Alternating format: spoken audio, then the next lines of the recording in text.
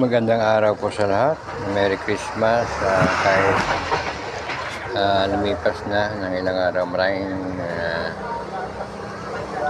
handa o konti. Basta importante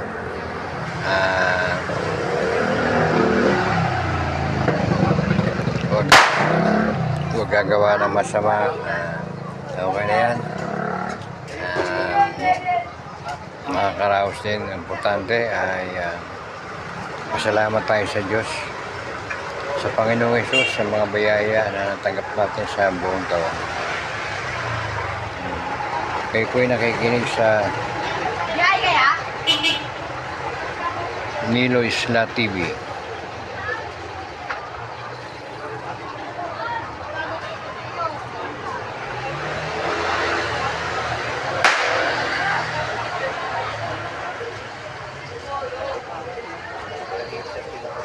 Tired of inaccurate measurements? Me? At una natin to live stream. Siguro dalawa lang ito mga ka-clear, no? Medyo kinabi tayo. Pero nagulat lang ako. Nagulat lang ako sa naging reaksyon ng kagalang-galang na Senator Lacson. Ilang beses na natin siyang kumbaga nababanggit dito na siya ang dapat na tinutularan, di ba? Na siya ang huwaran kapag may mga privilege speech na ginagawa dahil kompleto sa ebidensya. So, hindi ko alam kung saan hinugot ni Senator Lacson yung kanyang idea na nabuhan siya about the cover-up. Maaari daw mag-cover up ang Malacanang patungkol sa mga di umanong anomalya ng cabinet secretaries dahil nababanggit daw ang mga pangalan sa mga insertions. Ayon sa Cabral files. Mga ka-clear, ang tanong kasi ng MPC sa atin ay tungkol sa Cabral files. So, maiksi lang sagot ko, mga ka-clear. Pakita ko ha. Ito ang aking sinet mismo sa MPC. Maiksi lang talaga. Ako ang balita. Ayan. Itong tanong Representative Levista says current CAPSEX part of Cabral files linked to DPW insertion. Iyan yung issue mo. Nothing more, nothing less. Hindi patungkol sa investigasyon ng ICI, hindi patungkol sa investigasyon ng AMLAC, hindi patungkol sa investigasyon ng Senado or ng House. It's all about Cabral files. Nalilink doon yung mga cabinet secretaries or CAPSEX. Ayan o. Yan. So ano? The Palace will only respond, ito sagot natin, the Palace will only respond to the documents authenticated by the DPWH. Clear. Other than this, they will be considered as hearsay or chismis which have no probative value. Wala tayo binanggit tungkol sa hearing sa Senado o yung mga ibang ebidensya na maaari na patunayan na. Diba? Yung mga testimonya na mayroong pasihan. Pirmado pinag-uusapan kaya lang dito is about the Cabral files pa siya yung mga dokumento na hawak nasa di kamay umano ni Congressman Leviste. Yan po, nakatanungan. So, di ko alam kung saan humugot si Senator Lacson, saan niya kinuha na may maaari may kino-cover up ang Malacanang. Hindi maganda yan kung may kino-cover up. Maliwanag mga ka-clear. Parang involve ang Malacanang sa mga anomalya. Wala ko in-undermine na anumang pag-iimbestiga or results ng investigasyon nila. Ang pinag-usapan lang dito, Cabral files. Kayo mga ka-clear, ordinaryong tao tayo. Ako siguro sabihin ko, dahil lawyer ako, lagi kong isipin. Sabi ko sa inyo pag nag-isip tayo, laging ebidensya at ebidensya. Baka naman na binago yung dokumento, nilagay yung pangalan ng Malacanang o ni Kapag ang isang PBBM. dokumentong ipinapahid or pilit na ipinupush, tapos hindi mo nakikita, hindi ka sigurado kung authenticated, tampered, fabricated, altered, anong isipin mo? Paiimbestigan mo ba yan? Na hindi nilalabas? Hindi authenticated pa? Hindi pa kinikilala? Will you spend so much time on that? Kung pwede na sumagot yan, Diba? Mas yung uunahin mo mga USEC, yung mga dokumentong nandiyan na sa harapan mo Catalina, para maging basihan ng iyong pag-iimbestiga.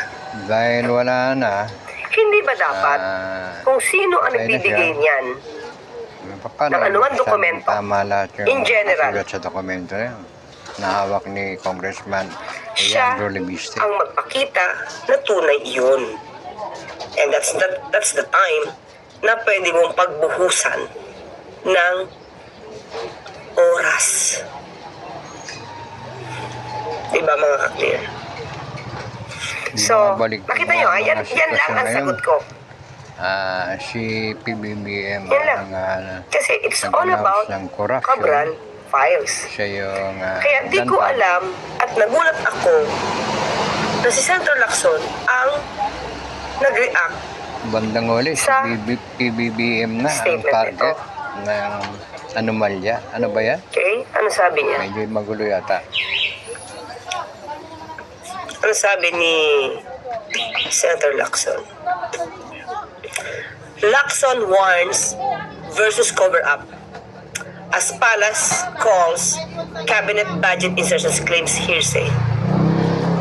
Ang layo, di ba? Ang layo ng pinanggalingan. Wala tayong binabanggit na hearsay lang ang cabinet budget insertions kung meron man. Ang pinag-usapan natin dito, ang pinag-usapan namin na MPC, nalilink daw yung cabinet CABSEX parte daw ng Cabral files.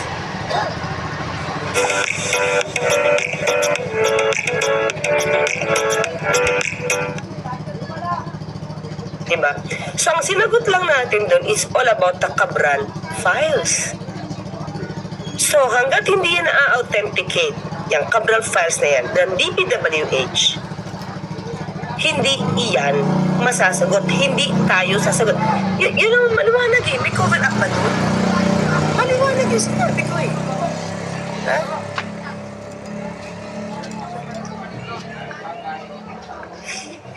Maliwanag yung sinabi ko. Ulitin ko ah.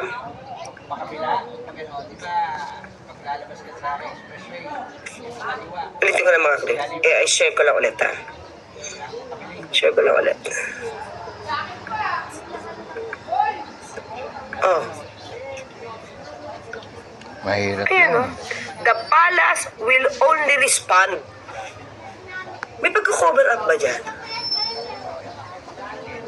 Diba, ang sabi ko, yung palasyo sasagot lang sa mga dokumentong na authenticate, na patunayang totoo ng DPWH. Tama yun, tama. Patungkol sa CABSEX, ha? Na parte daw ng Cabral files. So, may pagko-cover up ba kung ang palasyo ay sasagot lamang sa mga dokumentong authenticated ng DPWH? Kasi Cabral files ang pinag-usapan dito eh. Basta hindi We're not talking about authenticated ang mga sa Senado, dokumento, AMLAC, BIR, considered hearsay. DOJ, Ombudsman, wala. Hindi dapat sagutin. Diba? Kung mayroon bang mga na-involve So, ng pangalan, hindi pwedeng it's so sumagot sad. yung mga yun.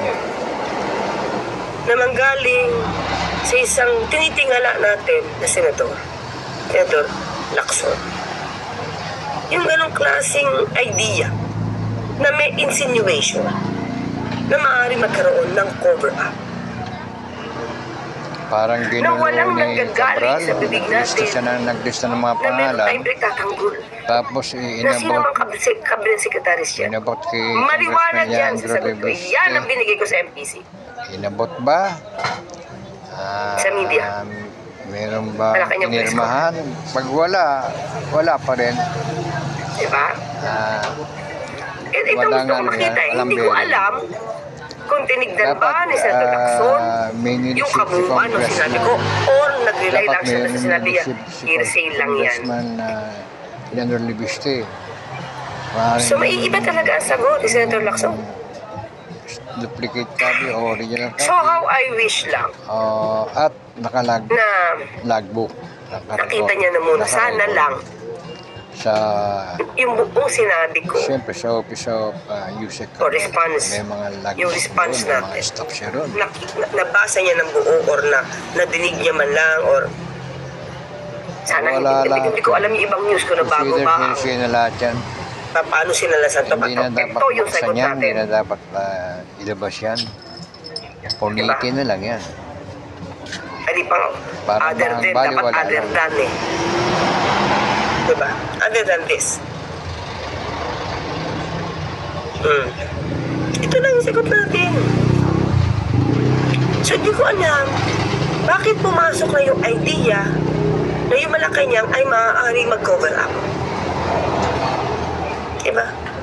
Kung ang dokumentong hindi mo nakikita, Itanong nyo kay Bato, hindi mo alam Rosa, ang konteksto, hindi mo alam kung totoo, baka may butas dapat ng bang sumagot puncher ang yan. palasyo? Dapat ba bang umalma agad? Diba? Kung mismo dokumento ay hindi nakikita.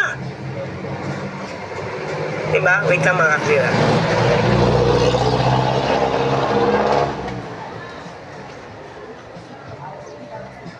Diba mga clear? So, hindi ko alam baka mali ang finid. Pero Senator Lacson is not like that. Hindi naman yan magsasagot ng mali ang feed. Lacson wants versus cover up as Palas calls cabinet budget insertion claims hearsay. Okay? Okay. Kasi man, minsan yung mga title talaga eh, no? Senator Ping Lacson said Malacanang shouldn't be quick dapat to malapit brand siya. allegations that Pwede nga budget may insertions kaya were lang, made by dapat cabinet matibay ang mga as hearsay. ebidensya. Wala nga akong sinabi. Authenticated. Pero kung Ay, sinabi ganyan-ganyan ko lang. kesyo may cover Hindi tayo sasagot. mahina ang mga ebidensya, wala Sa yan. mga dokumentong hindi authenticated dito Wala sa yan. page. Si Pangulong Marcos siya Diba? magpapatuloy When we say ng Pangulong ganito. hindi authenticated, we're talking about cabinet files. At maliban dyan, lahat dyan, considered na as hearsay. Yung mga Diba? ibang politiko yan, Yun lang nagpapabangon yun. na kasi malapit na Pero election. kung ma-authenticate yan, mabigay lahat yung dokumento, then that's the right time na dapat sumagot ang palasyo. Ano yung ibig sabihin? Kahit wala pa nakikita ng dokumento, sasagot na yung palasyo. Para bumangon na ka ang kung cabinet kakandidato ka sa secretaries. 2028 na Pangulo. Sirain mo talaga Diba? si BBM. O di lahat din ng Kahit chismis wala na bibigay, sasagot ng palasyo. Gumawa na ng mga Ubus ang oras pamatikan. yan. Wala ng chismis yan, sasagutin. Importante kasi masira mo Diba? si PBBM para masira In a din statement on Friday, December 10, Lacson argued that significant para evidence had masira been yung kanyang unearthed credibilidad from at kung sino man yung kanyang from the Senate Blue Ribbon Committee's flood control investigation. mamanokin That's na why. Pangulo sa Did I 2028. mention anything about the findings of the Senate Blue Ribbon Magiging Committee's mahina na flood control sa kanya. investigation? Kung Wala. kung Kasi ang sentro ng question ng MPC is all about Cabral files, not the findings of the Senate Blue Ribbon Committee. medyo mahina na eh kasi nga Diba? parang umepekto yung paninira ni Maharlika Instead of outright dismissing the claims, wala tayong dismiss na claim. Wala. Ulitin ko, ang sabi lang natin, hindi tayo makakasagot sa mga dokumentong hindi authenticated ng DPWH. Referring to Cabral files. Ito Hindi tayo naman makakasagot patungkol sa Cabral files na hindi dapat pina-authenticate sagutin ng ng mga DPWH. hearsay. Yun lang. Sa korte nga, At mananatili siyang walang sagutin yung mga valid ganyang hanggang hearsay. hindi na authenticate. Baliwala na yan sa korte. Babasura yan. Bakit?